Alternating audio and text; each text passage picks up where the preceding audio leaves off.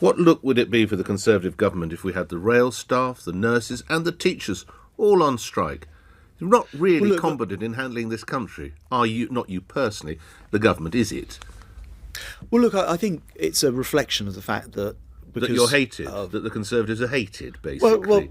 Well, hold on, Nick. This is below you. Every Western country is experiencing I'm older than you, huge and I go pressures. back some years to see this level of industrial.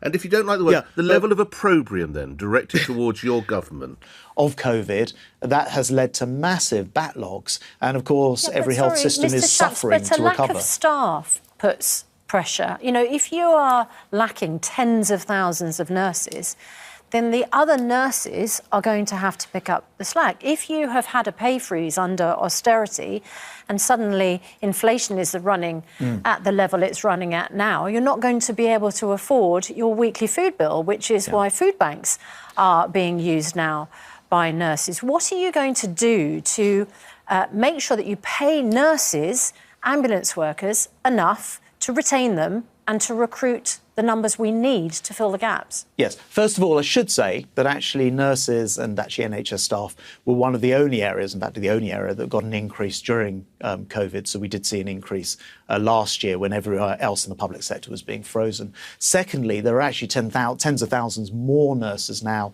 than there were in 2019. So the numbers have been increasing. But look, I'm not denying that the pressures are exceptional, and that is actually why we, are trying to work with the nurses, with the NHS, to make sure that this recovers as quickly as possible. But one of the allegations that's being levelled against this government is your intransigence at dealing with unions and trying to get to a deal so that this country is not brought to its knees by strikes. So actually, it's probably... And that was levelled against you, of course, wasn't it? I was going to say it's probably worth, because actually in some of the coverage of these strikes, what hasn't come through is the fact that the government has entirely accepted the independent pay review bodies' recommendations on what level to play. No, but the independent pay review bodies, who actually don't apply in every area, but they do in the NHS, they took into account and they said, look, we used the projection of inflation, which was more or less correct, in order to make this pay recommendation. Now, the government has accepted it. It's the unions who've said, we're not accepting that independent pay review body.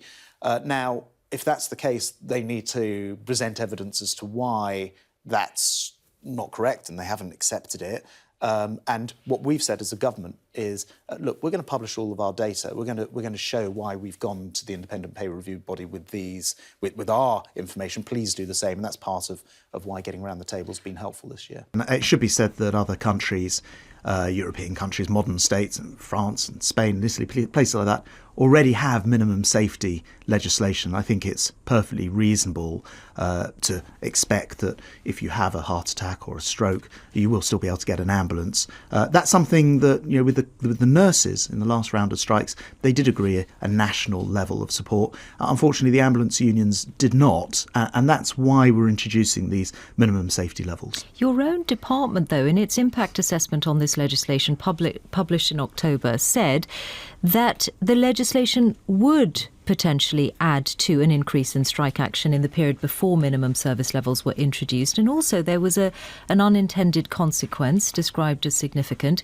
that there would be an increase in staff taking action short of striking. How can you therefore be so sure that compared to where we are now, this bill will not make the disruption suffered by service users worse? Yeah, well, impact assessments do the job of, if you like, having a look all around and seeing, what would be the risks, what are the opportunities. And so they often say these things. What we've done, including throughout this period since the autumn, is also look at how they operate elsewhere, how France does it, for example, how Italy does it. And what we've seen is that where countries have sensible legislation in place, it can provide a basic level of service for people. It can't be right that if you live in one area, you're able to call an ambulance, and another you wouldn't be because there's a strike day on. And all we're asking for is a bit of common sense in providing that minimum safety level. What we're not saying is that we would ban strikes. And of course, for police, since 1919, they haven't been able to go on strike. They have a complete no-strike deal. Today in Parliament behind us,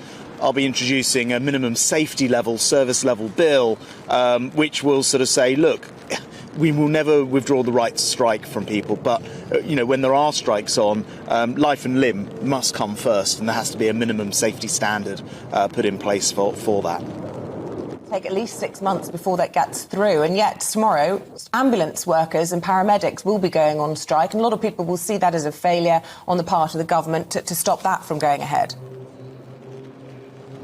Well, first of all, just in terms of timetable, I don't think the legislation will take as much as 6 months. But actually, I should say, we don't really ever want to have to use that legislation.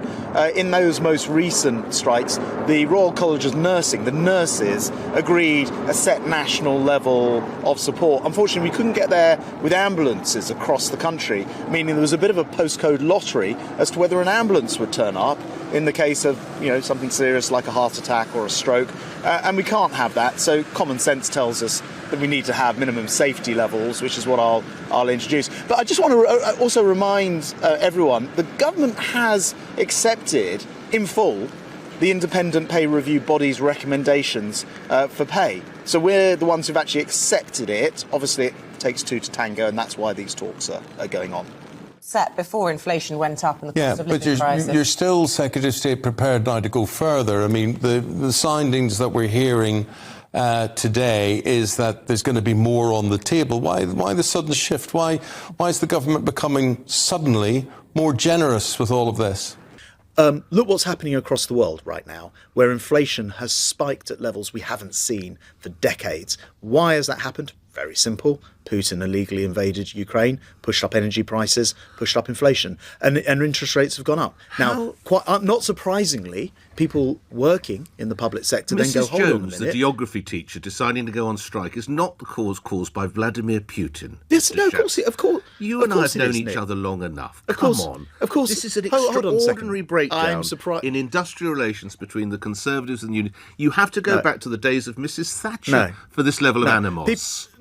People are striking, and actually the teacher unions have said the same, because they say, rightly, that inflation is very high and the cost of living is therefore too high. Why is inflation that high? Very simple. Putin invaded Ukraine illegally. We are paying the costs of war. Interestingly, of course, my two successors at Transport have done exactly what the unions were saying, which was to speak to them, and that still hasn't settled the strikes. It rather proves my point. But they do feel that they've got further. As I said, I had an Ask the Union Leaders segment on the show, and the RMT guy, the deputy, not Mick Lynch, and he was saying they're getting further with Mark Harper. Do you think he's a better Transport Secretary? Well, maybe he is. Maybe that's the answer.